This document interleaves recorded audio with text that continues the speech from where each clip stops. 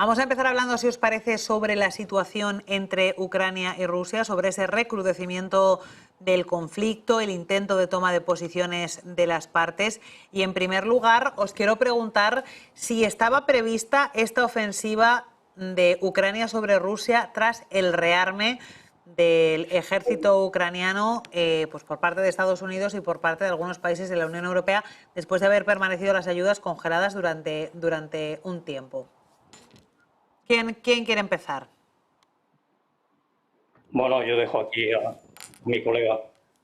Muy bien, pues arranco yo. Previsto, yo creo que esta nueva estrategia de Ucrania, llevando la guerra a Rusia, es una consecuencia del avance que está teniendo Rusia en el Donbass y de la necesidad que tiene Ucrania de sacar el conflicto de su territorio.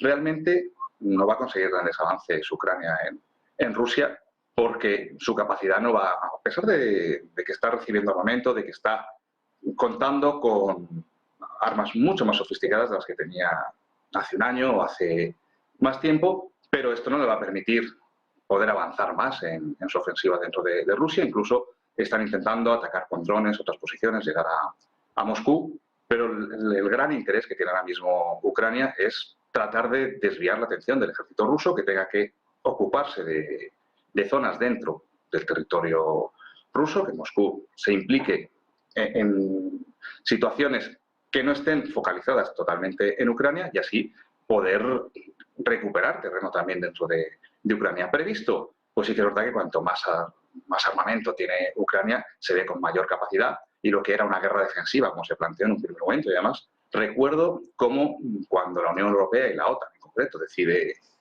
enviar ayuda a Ucrania, algunos países, en concreto España, decían que solo se iba a enviar material de defensa. Estamos viendo cómo desde Estados Unidos y desde diferentes países europeos, en concreto pues Alemania, por ejemplo, se está cada vez enviando material más sofisticado y que ese armamento, que en principio iba a ser utilizado solo para defenderse de los ataques rusos, ya se está utilizando en territorio ruso, lo que lleva a una escalada muy preocupante, pero que por las reacciones que está teniendo Moscú, por cómo está planteando la situación Putin, no ve a Rusia muy preocupada y atenderá esta situación dentro de sus fronteras, pero creo que la guerra va a seguir desarrollándose en Ucrania. Precisamente ahora hablaremos de la posible respuesta o no de Rusia. Eduardo, ¿tú cómo lo ves? Bueno, yo lo veo como una debilidad, que cuando en lugar de defender tu territorio te vas unos cientos de kilómetros a territorio que no es el tuyo, pues eso demuestra de alguna forma que no eres capaz de defender tu territorio. Entonces, yo lo veo como una debilidad, es decir, desde el punto de vista económico y desde el punto de vista industrial, Rusia es muchísimo más potente. Entonces, creo yo que, bueno, son movimientos dentro de una guerra, pero me parece que lo que va en la dirección de tratar de ver si se logra un armisticio. Es decir, porque no veo yo a Ucrania manteniendo una guerra tal como tiene la economía durante todo el año 25. Pues has abierto también varios asuntos porque también quería hablar con vosotros acerca de todo lo que tiene que ver con esa búsqueda de tregua. Os quiero preguntar qué respuesta se espera de Rusia. Ha dicho hoy Vladimir Putin que va a haber respuesta. ¿La respuesta creéis que va a ser intensa, que va a ser simbólica? Algún ataque algo más potente de los que está llevando a cabo en las últimas semanas sí que se puede prever, pero yo creo que va a seguir el conflicto en la misma línea en la que lleva en los últimos meses. Rusia continuará atacando, actuará en la zona concreta de Kursk, porque no le queda más remedio que repeler esos ataques, y sí que puede haber alguna acción simbólica que represente una respuesta directa a lo que está sucediendo ahora mismo, ya que Ucrania esté actuando en suelo ruso. Pero por lo general la guerra va a evolucionar en la misma línea, y mientras Ucrania siga recibiendo armamento, porque comentaba Eduardo, ¿no?, la situación económica de Ucrania. Ucrania recibe las ayudas porque está en guerra. Si no estuviera en guerra, pues la situación en Ucrania sería totalmente diferente, pero ahora mismo a muchos países les interesa que Rusia siga implicada en la guerra de Ucrania y se va a seguir enviando armamento. Además, Ucrania se ha convertido en un elemento de pugna en este panorama internacional que tenemos, en esta situación geopolítica, en la que los países de la OTAN y la Unión Europea en concreto quieren atraer a Ucrania hacia sus intereses y no van a dejar a Ucrania sola, no van a permitir que Rusia continúe su avance. Y por tanto la guerra va a seguir y a Ucrania le va a seguir armando, van a continuar dando pues, armamento cada vez más sofisticado y esto va a hacer que la guerra se prolongue durante bastante tiempo y veo difícil que se pueda llegar a un acuerdo en estas circunstancias. Eduardo. Bueno, yo, como bien sabéis, miro las desde la economía. Hay que ver que Rusia, por ejemplo, desde el inicio de la guerra, ha crecido su Producto Interior Bruto alrededor del 10-15%. Ucrania se ha hundido, de hecho la moneda ucraniana ha perdido bastante valor.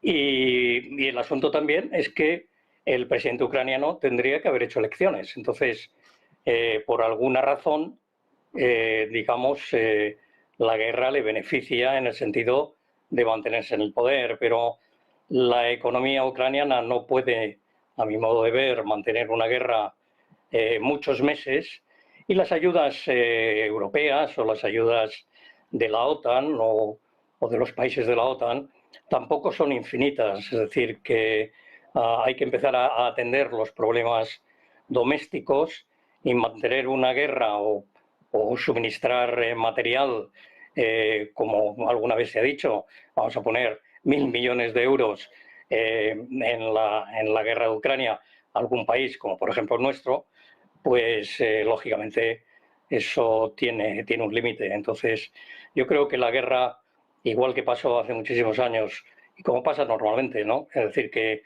las guerras siempre acaban por la parte más débil, que es la economía. Entonces, y llegará un momento en que se llegue, a mi modo de ver, se llegará forzarán las potencias, Estados Unidos, China que está por detrás, etcétera, forzarán a que haya un acuerdo.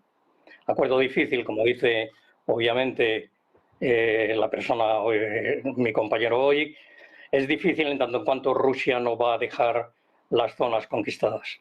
Y luego Ucrania no puede extenderse mucho en Rusia, aparte del ataque de Kursk.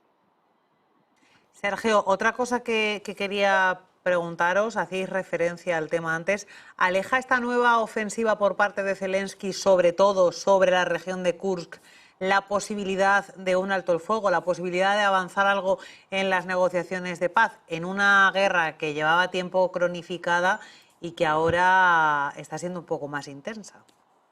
No sé, yo es que creo que no había muchas esperanzas de alcanzar una negociación o de llegar a un acuerdo de paz hace unas semanas. Lo que está haciendo Zelensky es proteger sus intereses y tratar de desviar la atención y que Rusia tenga que ocuparse del conflicto dentro de su territorio. Pero creo que las circunstancias para avanzar en un acuerdo de paz son exactamente iguales hoy que hace unas semanas.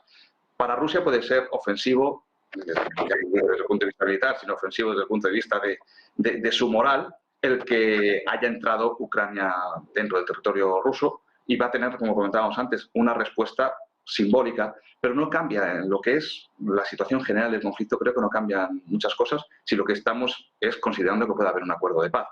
Deberemos esperar hasta el mes de noviembre, o mejor dicho, hasta el mes de enero, cuando se confirme cuál va a ser el presidente de Estados Unidos en los próximos años, porque sí que está claro que para Ucrania es fundamental recibir la ayuda militar que está llegando de Estados Unidos. Y si, por ejemplo, Donald Trump ganara las elecciones y decidiera no enviar más armamento a Ucrania, aquí sí que cambiaría el escenario por completo y veríamos cómo probablemente a Ucrania no le quedaría más remedio que aceptar un acuerdo de paz, incluso perdiendo los territorios del Donbass que ya están bajo dominio ruso.